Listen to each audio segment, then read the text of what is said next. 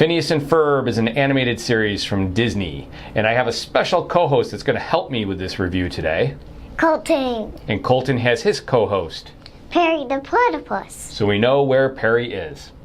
And we know what we're doing today. Now, I used to watch Phineas and Ferb with your sister when it first came out.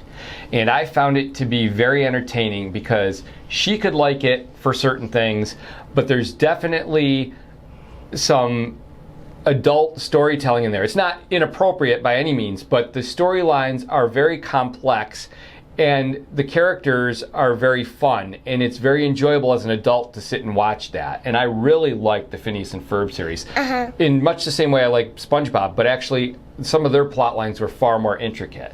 And then you started getting interested in it. Because I figured, Daddy likes this, so maybe I should watch and see if I liked it. And then I started with the Star Wars Phineas and Ferb movie, and I really liked it. So I started watching the TV show. Right. And since Lainey really doesn't like it anymore, I get to watch it again because Colton likes it now. And you do like it, obviously. I love it. Okay. Now, what about it do you like? I like that Ferb is, silent because that's so funny. And yeah, Phineas does a lot of the talking, and Ferb's kind of like Silent Bob and kind of just goes along with it. So, Ferb sometimes talks, he has a British accent. And I really like this show. And my favorite character is Perry the Platypus. Right, and Perry's a secret agent, so he's just a regular platypus when he's around Phineas and Ferb. But he has a secret identity and a secret life where he is a secret agent. And we see in one of the Phineas and Ferb movies that when Phineas and Ferb actually gone to the pet store and picked him out in one of the Phineas and Ferb movies, the spy agent one. Right. Where Phineas and Ferb find out that Perry's a secret agent. And they didn't know all that time. And the cool thing about, it's cool that he's a secret agent, but for me, one of the coolest things is that brings Dr. Doofenshmirtz into the story, and he's my favorite character. I find him hilarious. I think, the voice talent there is great, but everything they do with him, he has these funny asides to the audience where he's commenting on the fact that, whatever evil scheme he's up to has a flaw in it, and he already knows the flaw, but he's still going along with it because that's what he's supposed to do, because he's an evil scientist. And in one of the episodes, actually, Doofenshmirtz actually is old, and he doesn't really have that evil thing. I noticed that because it only said Doofenshmirtz Incorporated. Instead of Evil Incorporated, correct. Right. Now, something else about the show that's really good is all those extra characters. Not just Doofenshmirtz, but Phineas and Ferb have friends. So there's Buford and Baljeet and Isabella.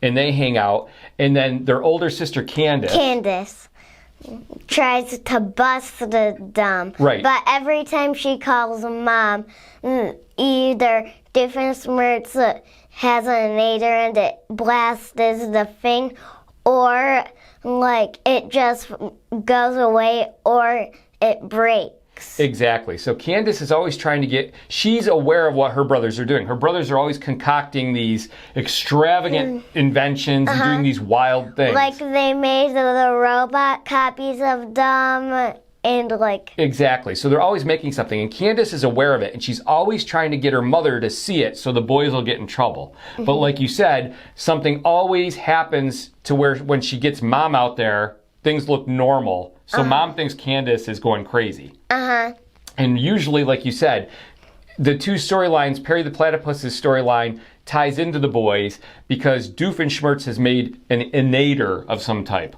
A whatever innator. He's always got inventions. And that innator will usually somehow eliminate what the boys have done so that by the time Candace's mom gets out there, it's gone. And also in the movie, the Secret Agent movie, Phineas and Ferb actually go to Doofenshmirtz Evil Incorporated and kind of help him with the Right, so they thing. go on these extended adventures, but in the week-to-week show, it's sort of a little bit of a formula. And then, Candace has a storyline too. She has a friend named Stacy, I believe, and then she loves this boy Jeremy who lives down the street. So somehow they all get tied into the storyline, and that's what I'm talking about. It's very intricate, and they are able to weave everybody into this storyline and have it make sense.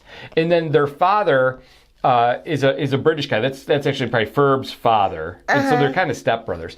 But then there's these great little side things. There's a band that they love, that the parents love, and the band is named Love Handle, and it's spelled Handel. So there's Handel the musicians, but it's Love Handles. So it's really, this kind of clever stuff that's all in there that the adults will understand. The kids still like it, but the adults get an extra laugh out of it. And I really like this film too. And you told me there's actually like a restaurant with Phineas's dad. And if you're a fan of Phineas and Ferb, they'll kind of like give you this little card. Right. Okay. So the way that works is we live not too far away from a pizzeria, and the owner of that pizzeria, his son is the well, he was a boy when it started. He's not a boy anymore. He's the one who voices Phineas's character, and you live not too far away from that pizzeria. Yep. And we've gone there, and when Lainey was a fan of it, we went there, and they gave us a picture of the boy and Phineas along with Phineas, which was kind of cool. So we'll do that at some point. Anything else you want to say about it? I really like this, and like Doof and Smurfs is really like funny. He is very funny. And there's usually music involved too. And what happens is the guys who created it, they come up with the storyline idea, and then they'll get on the phone and they'll kind of sing lyrics or something to a song to the composer, and the composer will whip up this song every week, and it's always so clever. I think the music pieces are really clever in here that, somehow go with what's happening in the episode that week. So it's not shoehorned in, it doesn't extend the time, it's not boring to watch the music part, right? It's fun, usually. Well, seriously, this show had a limited run. It had so many seasons, and then they said, we're done. And I really believe that's because it must have been exhausting to try to keep up this complex storytelling that they were able to do every week. And they finished on top. I mean, they finished when they were still good. The show never went downhill. And sometimes they have these movies that come up every now and then, and that's a real fun thing because we get to revisit those characters. Because they have Star Wars, Avengers, Spies. Exactly. So we get that kind of movie of the week every now and then where we get to go back and see those characters that we came to love. So if you haven't checked this series out, you're really missing out because it's a lot of fun. And I really like this. It's one of my favorite shows of all time. And I like it. All right. So for you, it's a see it? Yep. Yep. For me, it's a see it too. Definitely. So do you know what we're going to do tomorrow? I guess we'll have to ask Phineas. Yeah. Okay.